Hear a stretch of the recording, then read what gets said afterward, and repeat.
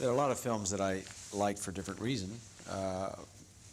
All the President's Men was one I was extremely proud of because of what it was about and the fact that we were told we couldn't make it. There would just be too much obstacles to make it. It took 3 years to make. The Candidate I'm very proud of because of what it said about our political system and how we get people elected in this country, and it was done a long time ago and nothing's changed, so that feels kind of good. Butch Cassidy was the most fun of any film because it just was.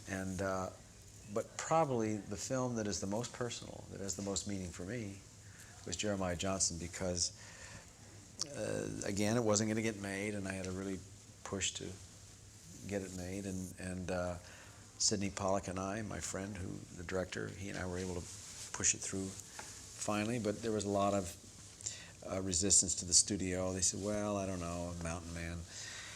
And we filmed it all on my property in Utah, which made it even more personal. And then the film sat for 1.5 years on the shelf, never released, because the studio didn't know what to do with it, because they couldn't classify it as either a Western or this or that. And finally, it was shown at the Cannes Film Festival by the French. The French had to lead the way for this country to get behind it.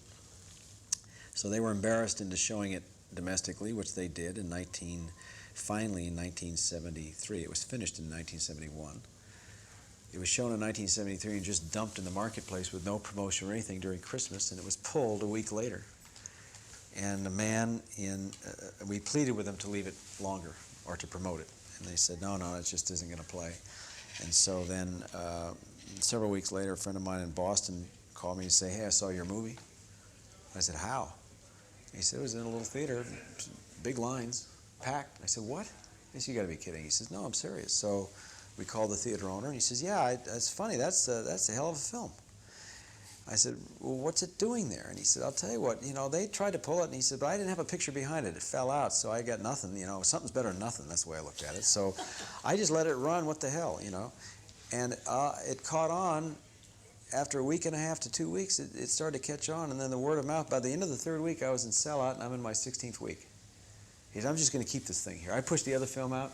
So we then went to the studio, and they said that it's not true. So we said, please call it, and they found out it was true, and they said, okay. And I said, well, now will you re-release it? And they said, hey, one theater does not make a new release. And so we pleaded with them and pleaded with them. Finally, they said, we'll give it a 4-wall booking effort. We'll try it for a weekend in Cincinnati on a test case. So they did, which means they put a lot of money into it, and they run it for only 3 days, and they see how the proportions work. It played well. We said, now will you? And they said, well, we'll try it again. So they did it in Seattle. It played well again. So then they said, okay. And they released it on the second half of a double bill in lousy theaters. And it played pretty well. So finally after that, 1 year later, they finally released the film the way it should be released. It was like 1974 or 5. And then it did something like $40, $50 million.